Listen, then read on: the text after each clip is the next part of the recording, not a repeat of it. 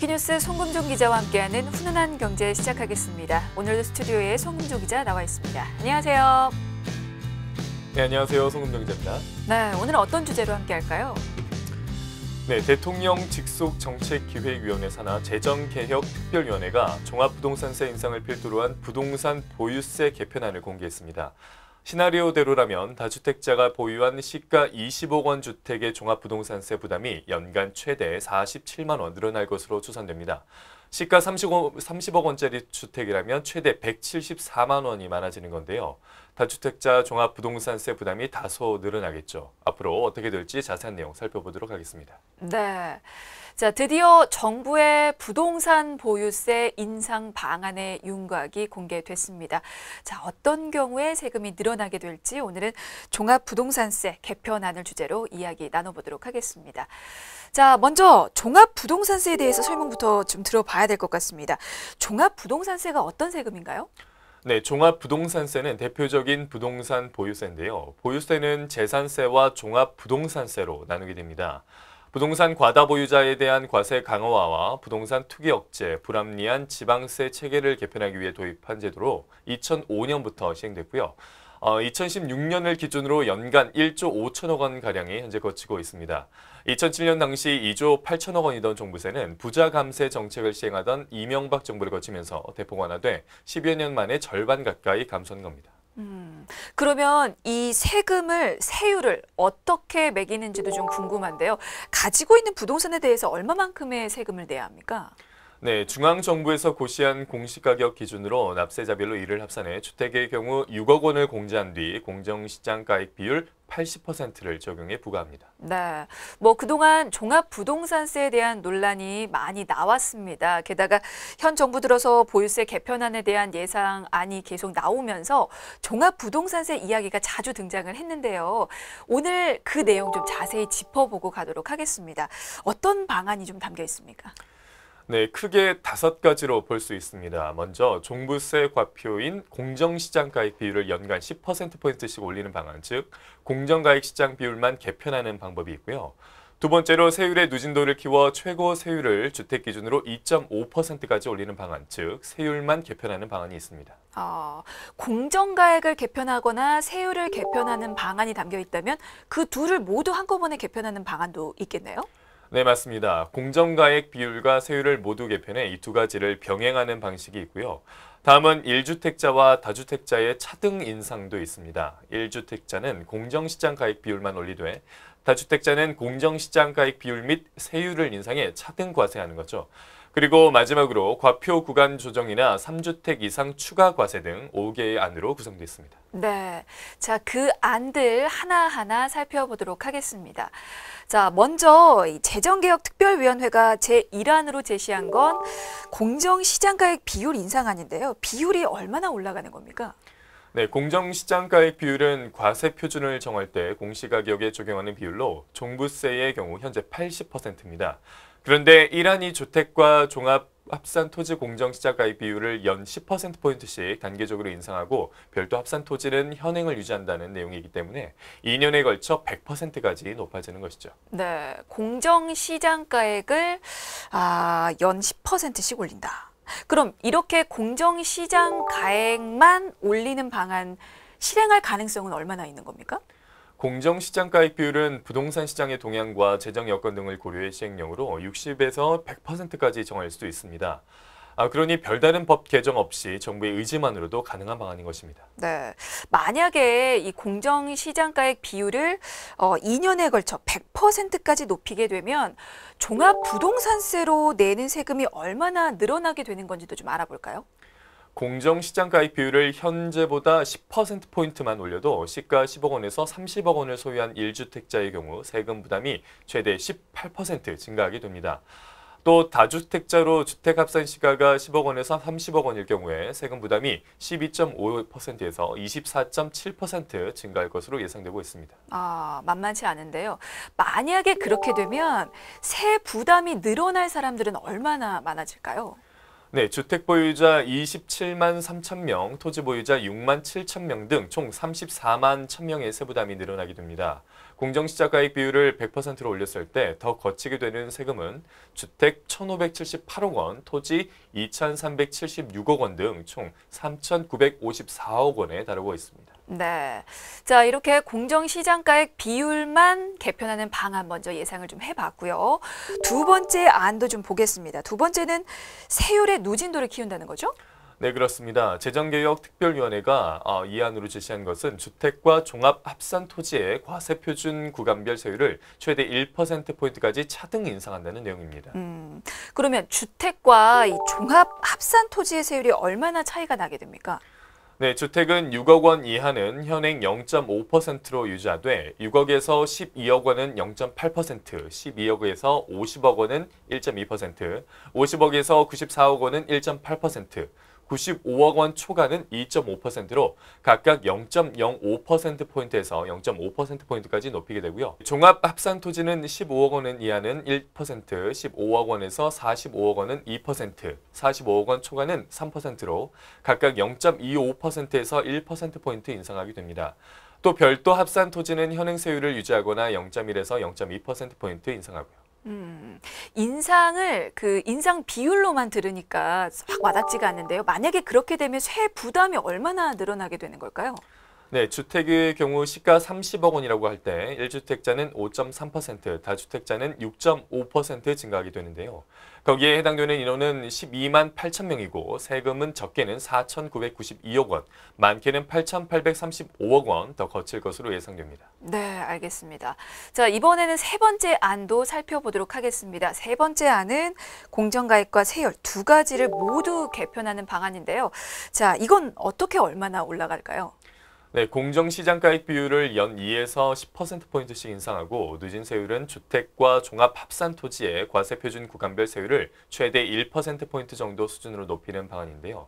이 경우에 34만 8천 명의 세금이 늘어나게 됩니다. 그 예를 한번 들어서 설명을 좀 해보도록 하겠습니다. 공정시장가액 비율을 85%로 현재보다 5%포인트 높이고 그리고 누진세율을 강화한 경우를 가정하면 내야 하는 세금은 얼마나 늘어나게 됩니까? 네, 세수는 최저 6,798억 원, 최대 1조 881억 원 늘어날 것으로 예상되고 있습니다. 시가 10억 원에서 30억 원짜리 주택을 소유했다면 1주택자는 세금이 0에서 15.2% 증가하고 다주택자는 6.3에서 22.1% 증가할 것으로 보입니다.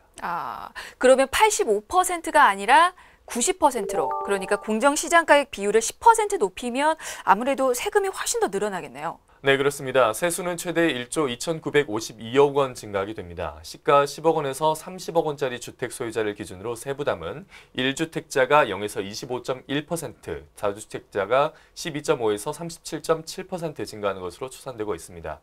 참고로 5가지 중에 현재 이 방안이 가장 유력한 것으로 알려져 있습니다. 그렇군요. 자, 이렇게 종합부동산 개편안 시나리오에 대해서 지금 예상을 해보고 있습니다. 세 가지 안 먼저 봐봤는데요. 일단은 종부세 과표인 공정시장가액 비율을 연간 10%씩 높이는 방안.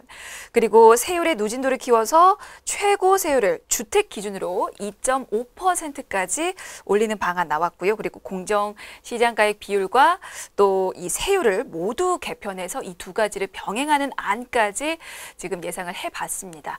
자, 네 번째는 또 어떤 안이 있을까요? 네, 재정개혁특별위원회가 네 번째로 제시한 것은 주택의 경우 1주택자는 공정시장가액 비율만 연 2에서 10%포인트 인상하고 다주택자는 공정시장가액 비율과 세율을 동시에 올리는 내용입니다. 토지의 경우 공정시장가액 비율과 세율을 모두 인상하고요. 그러니까 1주택자와 다주택자를 차등적으로 세율을 매기겠다는 거죠?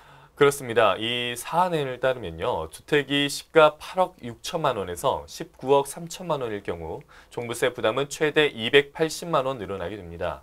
주택 시가 구간별로 세금 증가분 최고액은 19억 3천만 원에서 30억 원은 830만 원, 30억 원에서 97억 9천만 원은 6,030만 원, 97억 9천만 원에서 176억 4천만 원은 1억 6천만 원, 176억 4천만 원은 4억 5,400만 원 등입니다.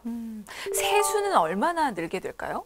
네, 공정시장가액 비율을 5%포인트 인상해 85%로 맞추고 다주택자의 경우 여기에 세율까지 0.05%에서 0.5% 인상하고 별도 합산 토지 세율을 0.2%포인트 올린다고 가정할 때 세수는 1조 866억 원이 늘어날 것으로 예측되고 있습니다. 네, 뭐 그동안 1주택자와 다주택자를 차등적으로 과세해야 한다는 의견이 참 많았는데요. 그 내용이 이번 개편 방안에 담겨 있는 것 같습니다. 자, 그리고 마지막입니다. 5번째 방안도 좀 보죠. 네, 5번째는 기타 대안으로 언급된 내용인데요. 과표 구간을 조정하고 3주택 이상 추가 과세하는 방안입니다. 과표 구간 조정은 과세 인원이 집중된 과표 구간을 세분화하고 세율을 조정하는 것인데 이를 통해 세수는 늘릴 수 있지만 고액 구간의 세율을 높이지 않는다면 형평성에 대한 문제가 제기가 가능합니다.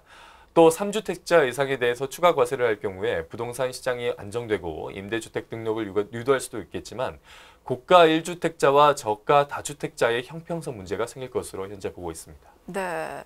근데 사실 이 마지막 5번째 안은 구체적인 대상 인원이라든지 그리고 증세 규모는 사실 공개되지 않았는데요.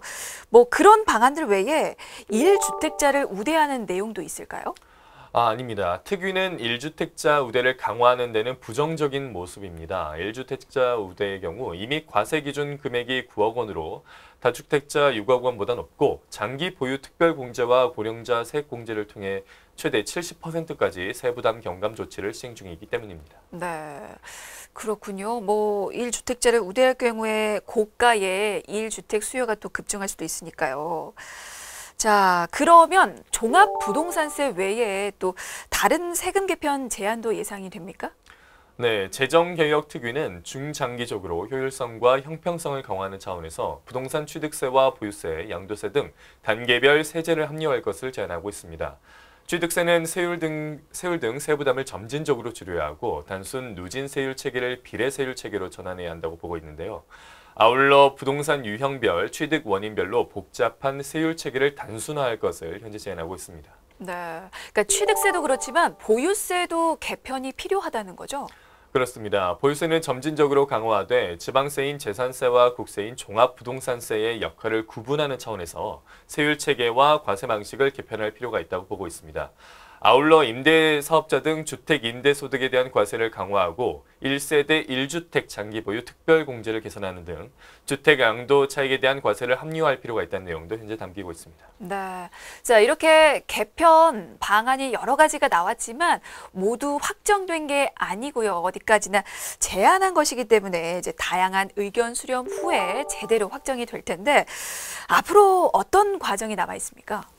네, 정부는 재정개혁특위 최종 권고안을 7월 말 발표할 세제 개편안과 중장기 조세 정책 방향에 반영해서 9월 정기국회를 통한 입법 절차를 거쳐 내년부터 시행할 예정입니다.